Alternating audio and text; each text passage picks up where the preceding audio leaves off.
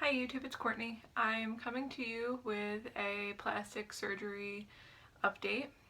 For people that don't know, I had weight loss surgery in January 2015. My highest weight was 345 pounds. I netted out at around between 195 and 205.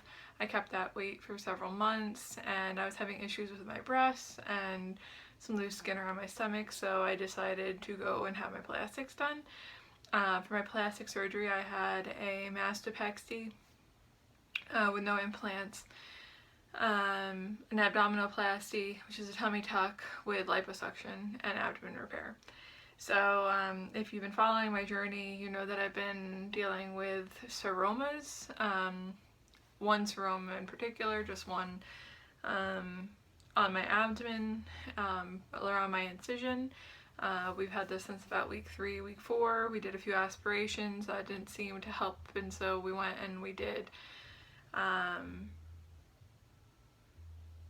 drain. So I am currently on day like 4 of having a drain put back in. I'm outputting between 50 and 100 cc's of fluid a day. Today seems like it's going to be a big day. Yesterday wasn't so much. It seems like it alternates every other day. The drain's okay. It bugs me. It's uncomfortable to get up and down because it sits so low.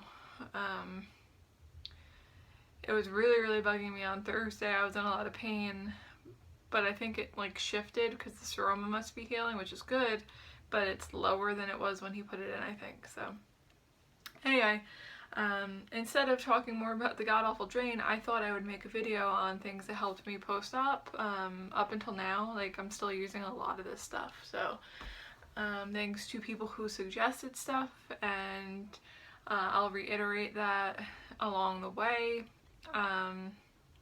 But I think I'm far enough out now where I can honestly tell you like what helped and what didn't. So let's start with the first few days. The first few days, I was completely and utterly useless.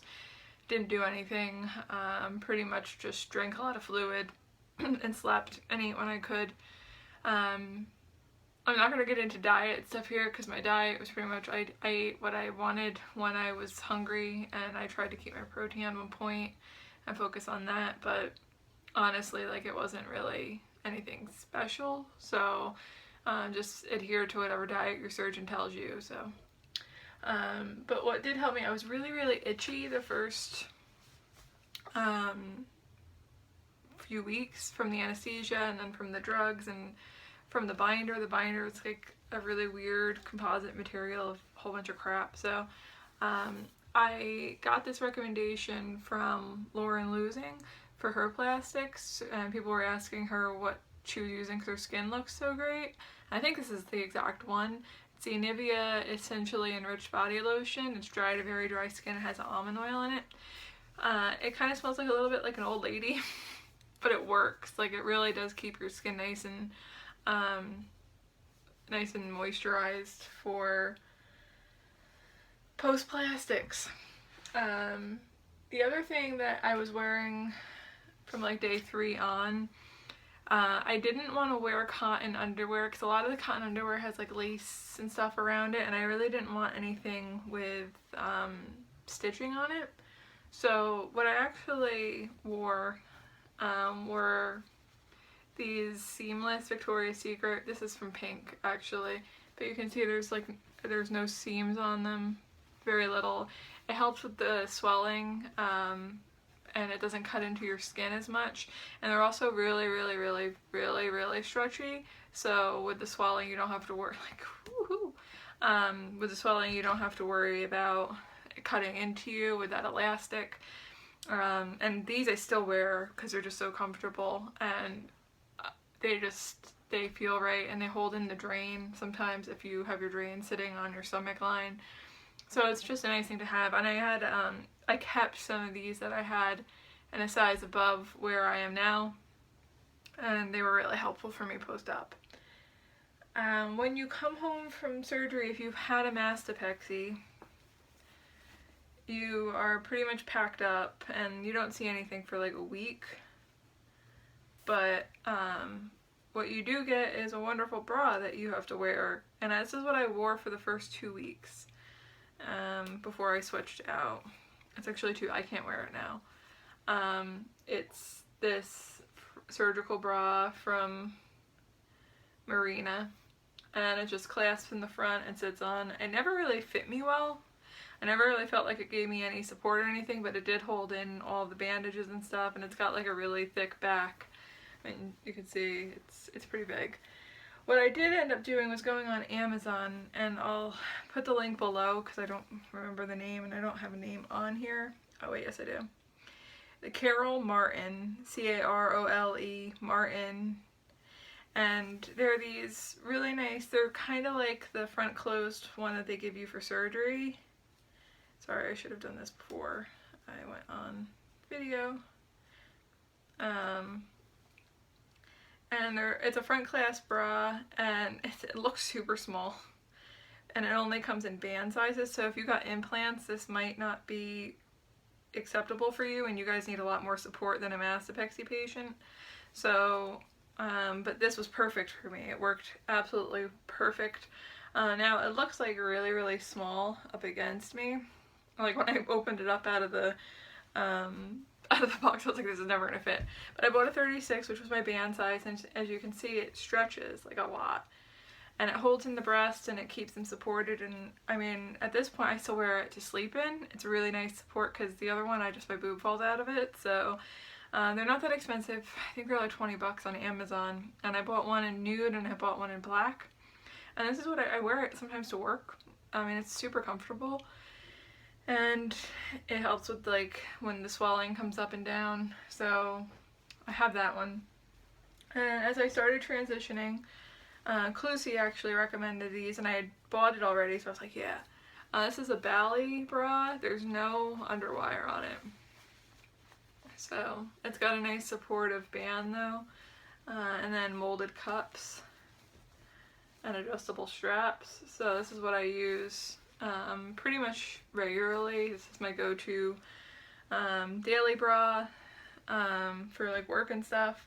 But then I also bought bralettes from Victoria's Secret. Now I didn't buy like the really skimpy ones. I bought it's kind of the same functionality as the Bally. It's a really simple bralette, and this one has just the straps that go to the back here like this. But I actually have one on right now that's just a normal bra, and it can go either way. It has nice thick bands on it so that it doesn't rub on your incision, and they're really, really soft. And they have a nice molded cup, so they hold you up nice. So that's what I've been using for bras for my mastopexy. In terms of compression, when I was able to switch out before I had the drain put in and now I'm back in the stupid compression binder, I have a few of these that I bought. This one is the ones that sit underneath, or the Spanx. This is an extra long one. And this is just the compression that I was using. Well, I was using it 2 ways. One was just as the normal compression that you use post compression garment. But this was also when I had to do double compression when we were trying to flatten the seroma against my stomach. I used this with padding underneath it, and then I had a compression garment over top of that, the binder. So this is nice. You can get them anywhere. This is a Secret Solutions one. But you can get them at Target. You can pretty much get them anywhere. You can get Spanx or just like the general Target brand. So yeah, in terms of first aid and stuff, I had some issues with my incisions. So I had a piece of my incision. If you're a weight loss surgery patient, you might have some issues with healing just because your skin is so thin. So there were a few things that my plastic surgeon recommended that I had on hand at all times post-op when I was having issues with my incision. These are the Combine abdominal pads. This is what they look like on the inside. It's very possible that they will send you home with these packed in your stomach and in your breast. They're really nice. They're super absorbent. and they're big too. They're 5x9, so you usually only need one per breast or one across wherever you're having the issue with your incision. These are nice because they don't really stick to stuff. If you have any breast leaking in terms of your incision, it can look like pus, but it's actually what they call fatty necrosis, and this can leak from the incision, and it can stick to pretty much every abdominal pad that you're using. So I bought these gauze pads, just general first aid gauze pads from Rite Aid, and I was using them to pack under the incision that I was having issues with on my breast, but it would stick to it, and when I'd go to take it off, it would actually rip what healing had been done, and it was like a constant battle. So what I actually did was I used these triple layer first aid non-stick pads.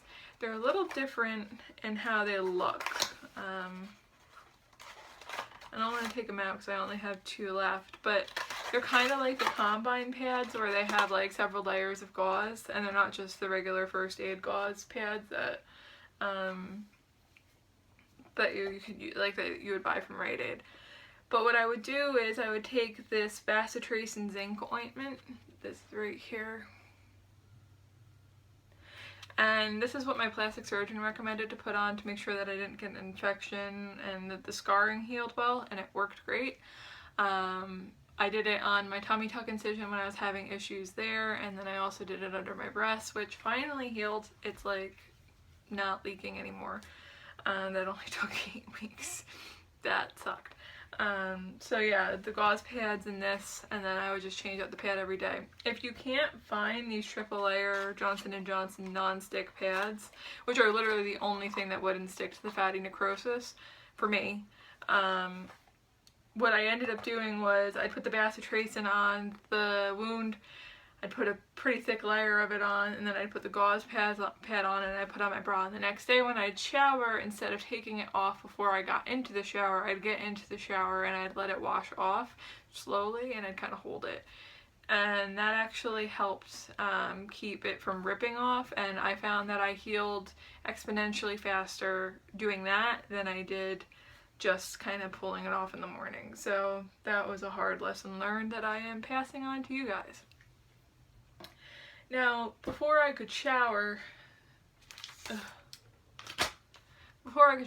weird, as my grandmother and my mother would lovingly call it, horror baths, or what I was doing, and I was very unlucky to get my period the week I had surgery. So, in order to take care of my lady bits, I actually bought these Summer Eve nighttime, and you don't have to use them for nighttime, they just smell like lavender. So they're these nighttime cleansing cloths, and they're actually pretty thick, more like washclothy, and they're for sensitive skin, and they're pH balanced, and you can use them over your entire body, and because it's Summer Eve, you can use it down low. And now, I mean, I'm not a Summer Eves person, but it does help when you can't shower and you just want to freshen up a little bit, if you're just like in between or whatever washing. The other thing too is these that you can put in your purse. They're these Summer Eve floral cleansing cloths. I don't like these as much. They kind of smell a little bit too much like a bouquet, but the lavender ones are quite nice if you like the smell of lavender. I got these online at Amazon, but I'm pretty sure you can buy them at Target. The other thing that I had always on hand are these alcohol swabs. When you do your drain, you have to do what they call milking, and essentially what that means is you drag your hand along the drain line, and what I do is I wet my hand with a little bit of soap and water, and I stand at the sink and I hold the drain by the incision line, and then I pinch it and I just drag down the drain, and that pulls the fluid out and pulls more suction through, so you can get a little bit more out of the drain. When you go to dump the drain, you have to make sure that you clean it off so bacteria doesn't get back into the drain, up the line, and into your body. So these alcohol swabs are great just to like clean off the drain top where you dump everything out, and the little stopper that goes in. So I've been doing that. the only other thing that's been helping too is I had some stretch marks on my stomach after my tummy tuck and my incision line. So I found this online. It was pretty expensive. It was like $15 for the bottle, and I'm already like, I don't know, like a halfway through it, and it doesn't smell great. But it's Natural Riches Wonder Cream, Stretch Marks, and Scars. And it's vitamin E, C, B3, and B5, mango butter, shea butter, cocoa butter, and almond oil. It says it contains naturally occurring potent ingredients to improve the appearance of stretch marks and scars. You'll see a visible reduction in stretch marks with lighter, smoother skin. Twice a day use will quickly fade the discoloration of stretch marks, thicken and strengthen weaken skin areas. Use also to help prevent formation of new stretch marks and provide glowing, youthful skin. So I found this works pretty well, especially on my scar. I could definitely see a difference if I'm not using it. I'm not using it right now because I have the drain in. But I got this again on Amazon, and it's pretty thick. It's not as thick as cocoa butter, but it's definitely thicker. You don't really need a lot. And I put it on my breast, and I put it on my stomach and my incisions. So there's that. The other thing too is I just recommend that if you don't have one, if you don't have kids, you might not have a working one, is a thermometer. I have a digital one. This one tells you by color like whether or not you have a problem. I used this the first few days, and then a few weeks after that when I wasn't feeling well, to make sure that I didn't have a fever and I wasn't getting an infection. So that's important to have on hand if you don't. And then these are actually pretty cool. I used them for the first few times on my breast. I haven't used them recently because I was still healing on my scars, and so I haven't gotten to use it yet. But I did use it a little bit, and I did notice a difference on my vertical scars. This is the Mepitac silicone stripping, and they recommend putting this on your scar after it heals, and it just helps minimize the scar and take the coloring out of it. And this is what it looks like. And it's actually washable and reusable, and it's really expensive if you buy it from your surgeon, but if you go onto Amazon and buy it, it's like dirt cheap. So I highly recommend it, instead of going all the way to going and getting it from your surgeon and paying like $40 for it. And this is actually 3.5 yards, so it lasts a pretty long time. And that's nice because it's waterproof, so you can put it on your scars after it heals, and then you wash it and everything's great. And the other thing, tried and true, guys, seriously, like this is the best recommendation I can get for you. Stool softener. Don't fuck around. If you had an abdominoplasty with abdomen repair, the last thing you want is to get constipated from your Percocet. So just start like 2 days before. This is the best recommendation. Watch Patty Melt recommended this. Start your stool softener like 1 pill a day, like 2 days before your surgery. Just start it, even if you're not constipated, because you will not poop 2 days after surgery. But when you do, you'll already have been on stool softener, and it won't be horrific. So that's like the best advice I can give you out of any of this. Like, don't buy any of it, just buy the stool softener. Make sure you have it on hand. That's it. I mean, other than the general, like, have ice packs on hand, because you're going to want to ice pack. You're going to want to ice your boobs. The